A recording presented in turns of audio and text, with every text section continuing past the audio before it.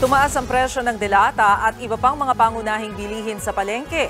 Kasunod yan ang pag-aproba ng Department of Trade and Industry sa pagtaas ng Suggested Retail Price o SRP sa ilang produkto. Nagmahal ng hindi bababa sa 2 piso ang ilang pangunahing bilihin ngayong buwan. Mararamdaman daw ang pagtaas ng presyo po ng mga pangunahing bilihin. Nagsitaasan na ang presyo ng ilang bilihin 5 araw bago magpasko. Christmas season na, kaya pagpasok pa lang ng buwan ng Setyembre, tumaas na ng kilo po ng presyo ng bigas.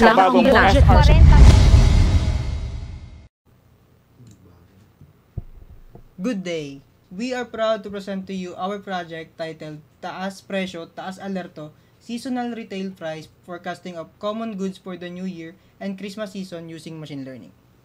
I am CG Helbena together with my groupmates Kenji Decena, Lance Ivan Bataclan, Jaron Manalo, Jan Alexis Polioso, and Franz Velasco. We aim to address one of the most common yet pressing concerns during the Filipino holiday season, rise in prices of essential goods. To better understand the significance of this issue is letting us first take a closer look at the economic pattern observed during the Christmas and New Year season. So, in the project context, during the Christmas and New Year season in the Philippines, prices of essential goods such as vegetable, fruits, meats, and seafood often rise due to increased demand and supply chain issues. This price fluctuation can significantly impact household budgets, small vendors, and market dynamics. This project aims to develop a machine learning model that can forecast retail prices during the holiday season by analyzing historical price data. The project seeks to help consumers and vendors and make informed financial decisions. Given the seasonal trends and the availability of historical data, this problem is well suited for machine learning solution, especially time series and regression models.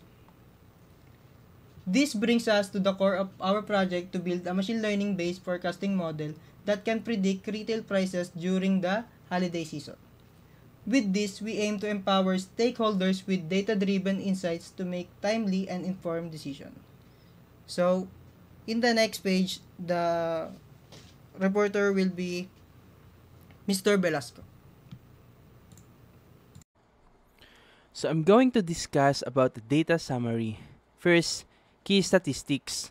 We look at the data from January 2018 to December 2024. In total, we focused on 5 main groups of food, which is fruits, vegetables, meat, poultry, and seafood. To check how well our model performs, we used 3 main evaluation tools. RMSE, which was 1.5, and MAE, which was 1.3, and last is R-squared, which was 0.85, meaning the model explains about 85% of variation in the data, which is pretty good. So let's move to features we used. We used several pieces of information to help with the prediction. The product name and category, the retail price, the date including month and year, and we also added holiday markers like Christmas and New Year. And lastly, we look at seasonal trends since food prices often go up or down depending on the time of year.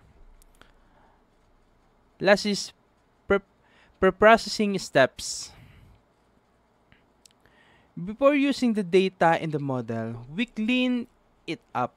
Here's what we did. We removed any missing or incomplete data. We labeled each product type as a category. We normalize or adjust the price values so they're on the same scale for training. And finally, we added holidays flags to help show if prices were affected by events like Christmas or New Year. So, to sum it up, these data sets gave us a strong foundation to predict prices changes across different food groups. By using a clean set of features and proper preparation, the model was able to give us accurate result. Thank you, Mr. Velasco, for explaining the data summary for our project. And to continue with the model implementation, we use machine learning to forecast price trends using real data and Python tools. And as your presenter, let me walk you through our model implementation. First, for our tools, we use Python, Google Colab, and Jupyter Notebook to process and analyze the data efficiently. And para ipaliwanag sa inyo kung paano namin ginamit yung mga tools and model sa project namin, una is in-import namin yung mga retail price data mula sa Philippine Statistics Authority, yung PSA, gamit yung pandas sa Python. Then nilinis namin yung data, tapos tinanggal din namin yung mga mali at pinuna namin yung mga kulang. At naglagay din kami ng mga holiday plugs para malaman kung may epekto ba ang mga special na araw sa mga presyo at in group na mga items tulad nung sa prutas, gulay, karne, manok at seafood. And this step is important to make sure that our models get the best possible output. And when it comes to the models applied naman, we started with linear regression as our baseline to improve accuracy. We also use random forest and XGBoost for capturing naman yung seasonal trends. No? We applied ARIMA o yung ARIMA and profit models. Lastly is we used popular libraries such as skitlearn, XGBoost, Profit, Pandas, and NumPy to build and evaluate our models. Sa madaling salita, bawat tool at model ay may kanya-kanyang role sa aming project mula sa paglilinis ng data hanggang sa paggawa ng mga accurate na mga price forecast para in order for us to give the best possible output for the user na gagamit ng aming system or application. And to continue with the results and evaluation, let me call on Mr. Jan Alexis Folioso for the report. And that's all for me, and thank you for listening. So, good day everyone. I am Jan Alexis P. Folioso and I will present the results and evaluation of our application. So, for the results and evaluation, we have three factors to evaluate the results, which is for the first one, we have RMSE or root mean squared error. For the RMSE, we got a score of 1.5, which is calculated between prediction ng our application and sa actual prices, which is ina-average namin siya and then kinukuha yung square root para makuha or makalculate yung score ng RMSE. So, ano bang meaning pagka 1.5 nakuha, which is dynamic naman nakukuha na score sa RMSE, pero 1.5 nakuha namin, which is a good result. Kasi meaning nito, maliit lang error or there's only a small error, which means the model is fairly precise. So, for the next factor for evaluation, which is MAE or mean absolute error, kung paano siya na-calculate is ganun din ang ginawa sa kanya. Kinuha din yung mga actual price and yung predicted price gamit yung application namin. And then, kinuha yung average. So, nakuha namin yung 1.3. So, anong meaning ng 1.3? So, on average, yung aming application is off lang siya by 1.3 units. So, kung iisipin natin is very acceptable siya for price forecasting. Kasi napakalapit lang niya sa actual price. And napaka-okay ng score na 1.3. And for the next or the last one is the R squared, which is ang nakuha naming score based sa evaluation is 0.85. So, yung 0.85 meaning niya is 85%. So, ang ginawa dito is kinompare niya yung model's prediction to a simple average. So, ang score na 1, kung walang nakuha, which is ang meaning ng 1 is 100%, ang nakuha naman namin is 0.85. So, 85% lang yung accuracy niya sa R-squared evaluation. So, if we think about it, or if we evaluate further, so 0.85 or 85% is very acceptable kung iisipin natin na price forecasting siya, and 85% is sobrang lapit niya sa actual price and super acceptable siya. So, bakit nga ba useful itong mga naging results or evaluation sa results? Kasi for us, sa ating lahat, sa aming study, ang mga holiday pricing is super affected. Like, madami nakakaapekto dyan, like demand, promotions, tulad nga nun, yung last minute demand, and delivery issues. Madami siyang mga complex na factors para maging stable yung price ng mga holiday or mga seasonal food items na kailangan natin mabili tuwing Pasko or New Year. So, nakakatulong itong application sa ating mga consumer kasi malalaman nila kung kailan sila bibili sa ating mga suppliers and retailers para alam nila kung ilan dapat ang kanilang i-stock and kung kailan sila dapat mag-offer ng mga discounts. And so, nakakatulong din siya sa ating mga policy makers. And yun nga, dahil nakakatulong siya doon is matatrack natin yung mga price trends and possible ma-avoid natin yung market disruptions. And so, for the conclusions, mababa yung score ng RMSE and MAE, pero mataas yung score ng R-squared score, which means na yung aming model is accurate and mapagkakatiwalaan or trustworthy.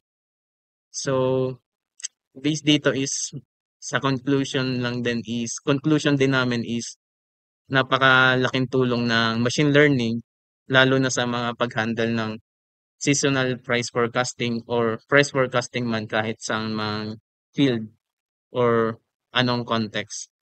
And doon po natatapos ang presentation ko.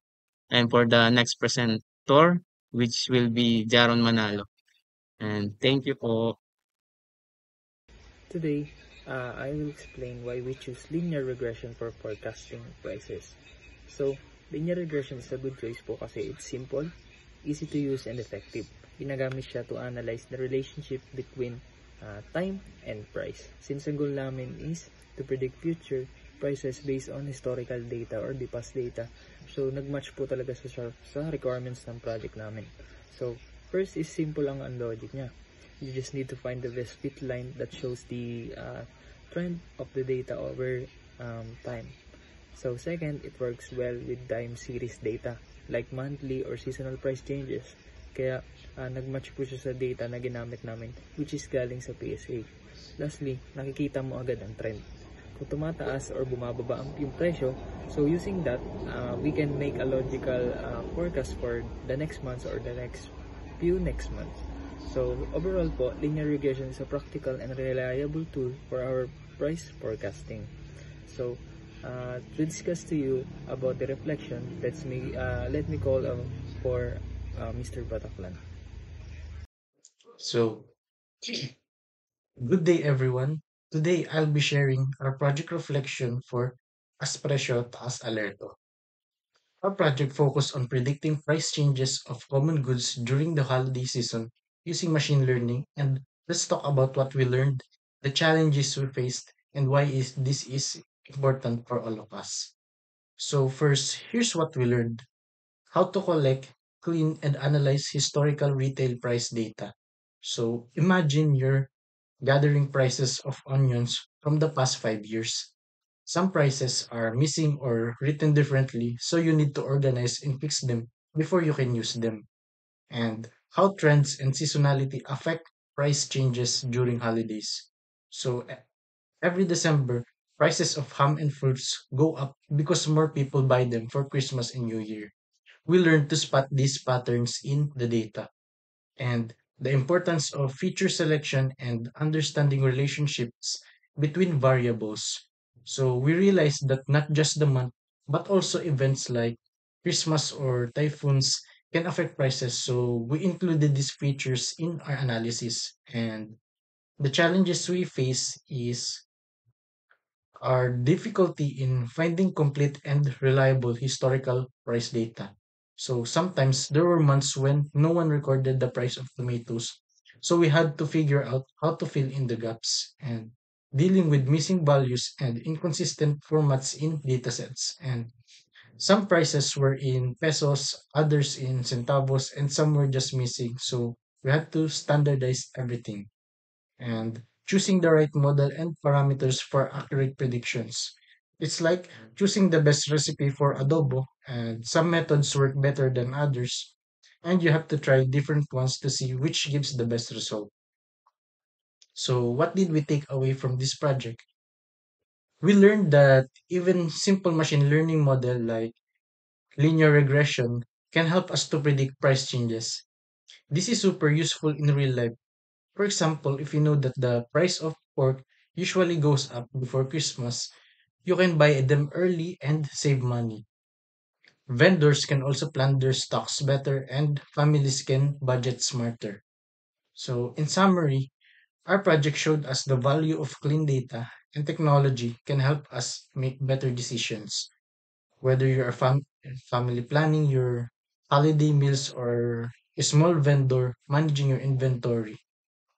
So that is all. Thank you for listening.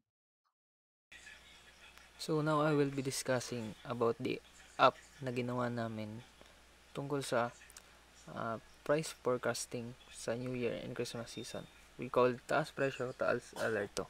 So pag natapos yung loading screen, is madadirect tayo dito sa dashboard. So we can see the check prices, view forecast, and also meron tayong mga icons sa baba which is a home button, products, forecast, and settings. So pumunta tayo sa check prices. So sa pagdating sa check prices, magse-select tayo ng category. So ang mga category natin dito is cereals, commercial crops, condiments, fruits, meat, poultry, root crops, seafood, vegetables. So piliin natin yung cereals. So mag-select lang tayo ng product, kung regular or special or milled rice. So piliin natin yung regular price. Ngayon pipili tayo ng date kung anong gusto nating i-predict na magiging price niya sa date na yun. So for example, August 15. So pag generate natin yung prediction, makikita natin na in August 15, ang presyo ng regular rice is 44.87, which is coming from the current price na 47. So we can view also the technical details about the statistical metrics and also the prediction confidence. So close natin. Tingnan natin yung view forecast. So pagdating dito sa view forecast, makikita natin yung mga analytic data which is using graphs. So nakikita natin dito may mga graphs na bumababa, tumataas, which is nagbabago-bago yung mga prices. So ito yung mga commodities natin na mga kalimitang binibili tuwing New Year and Christmas season. Meron tayong alimango, sugpo, onion, soy, beef pure, alimasag, beef with bones. So marami pang iba. So meron tayo ditong share chart and also export data. So makikita din natin yung chart interpretation and also key insights, and also meron tayong user guide kung paano ba gamitin yung chart. So pumunta tayo sa products. So dito makikita natin yung mga product categories, cereals, commercial crops, condiments. Makikita natin yung pinaka-latest price niya. Also meron tayong graph para ma-monitor kung yung progress ng mga prices, kung tumataas ba o bumababa. So meron din tayo sa commercial crops and condiments, fruits, meat, poultry, root crops, seafood, vegetables.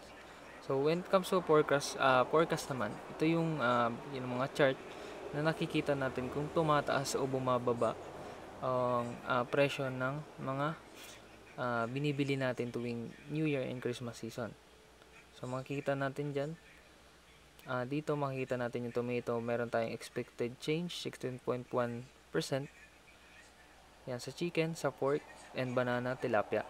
So when it comes on sa settings, nakita lang natin ito yung price alerts, notification, and also location. Kung gusto natin palitan yung location natin, which is from region 4A tayo, region 3, region yan. And also data usage and about